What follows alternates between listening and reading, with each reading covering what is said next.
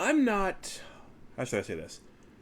I'm not primarily a hockey guy, but I will tune in when it's playoff time here and there.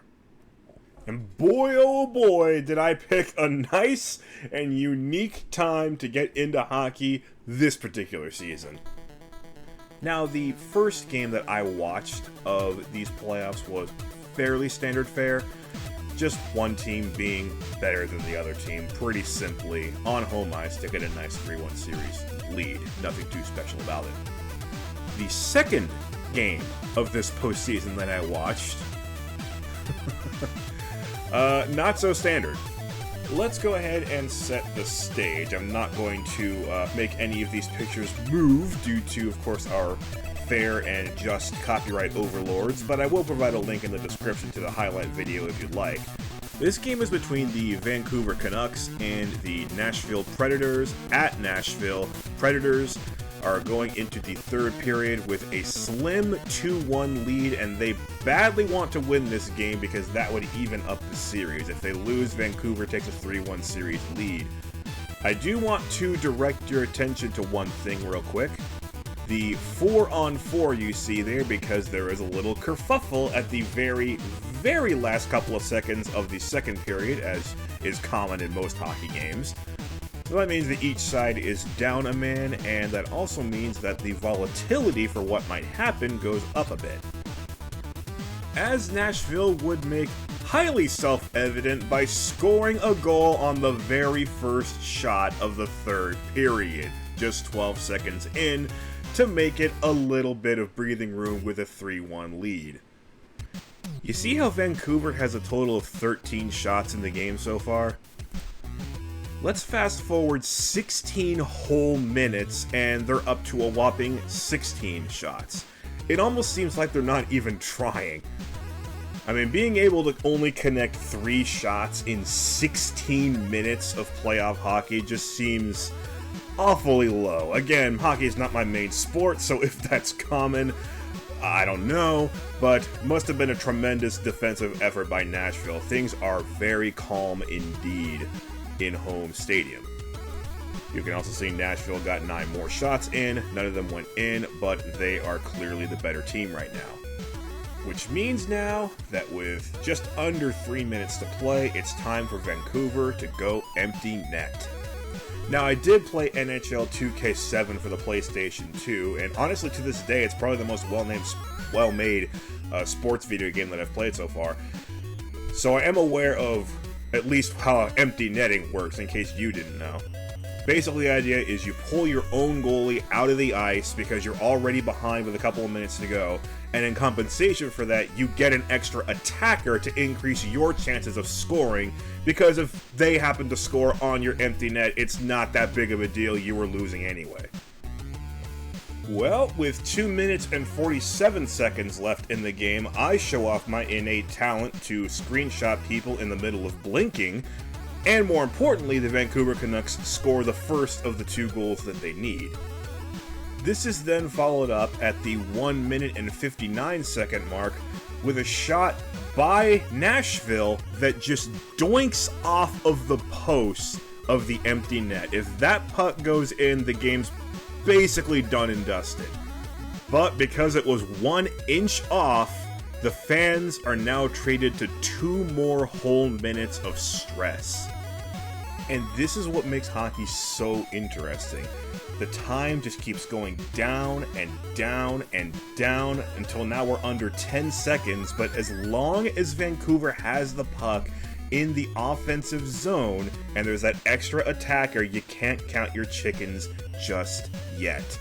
And sure enough, with just over 7 seconds to go, Vancouver puts the tying goal into the net, and as soon as the next face-off happens, they just dribble it in their own backside of the rink to force overtime.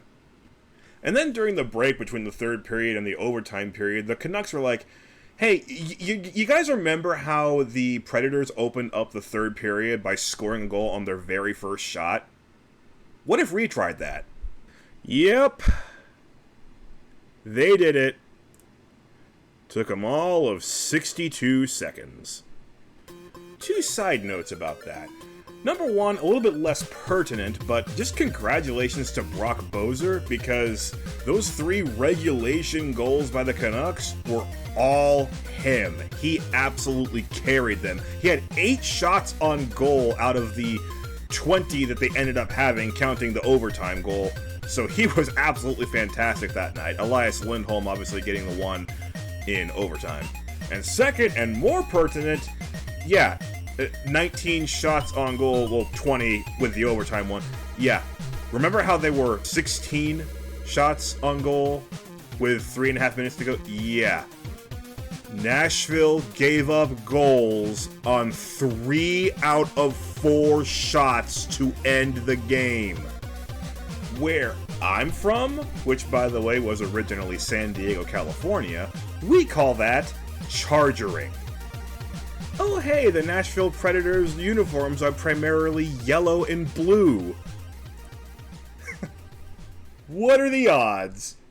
So everything that happened over the latter course of this game should be pretty self-evidently Ragequit material for Nashville Predators fans. I mean, this is about as bad of a loss as I can picture in hockey. Again, not primarily a hockey guy, but that had to hurt on a number of levels. Now let's talk about why this game was Ragequit material for Toronto Maple Leafs fans. You know how in, for instance, MLB news circles, if you go to MLB news articles and everything, they're just going to decide for you that you need to know the latest goings-on of the New York Yankees? Well, NHL news circles pretty much tell you that you need to know the latest goings-on of the Toronto Maple Leafs. And to say nothing else of the way their playoff series with the Bruins is going so far, look at these article titles. When even the professional news outlets are clowning on their team, you know it's going pretty bad for them already.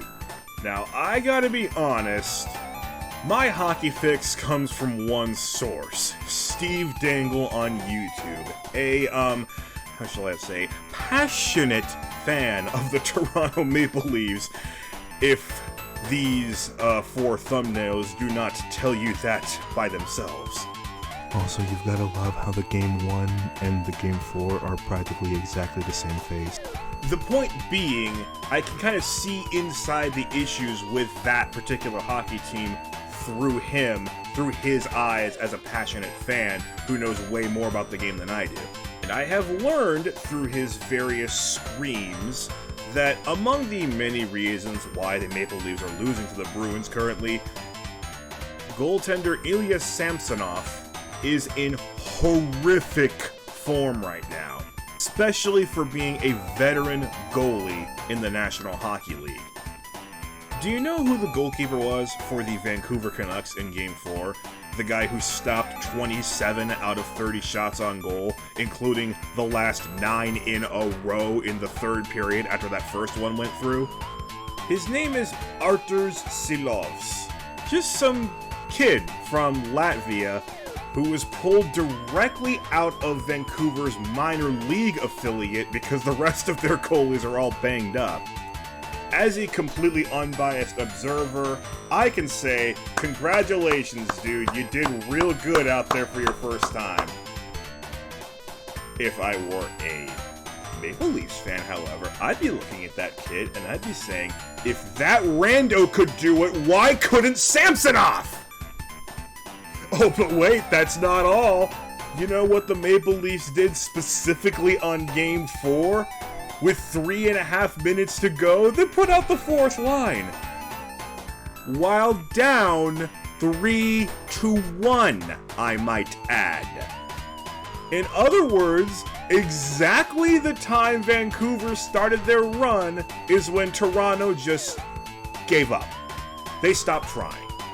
And so literal hours after that game ended, the Maple Leafs got presented an example of what could happen if they had actually tried in those last few minutes. Amazing. Now, Steve Dangle has said many times in the past that he is adamant about cheering for the Toronto Maple Leafs no matter how much they try to break his heart, and good for him. But judging by this comment thread on the Game 4 highlights from Vancouver versus Nashville, it looks like the rage quits are already coming in from other people. I can't blame them. Thank you all so much for watching this little video essay, and before anybody asks, here is a list of songs. Bye!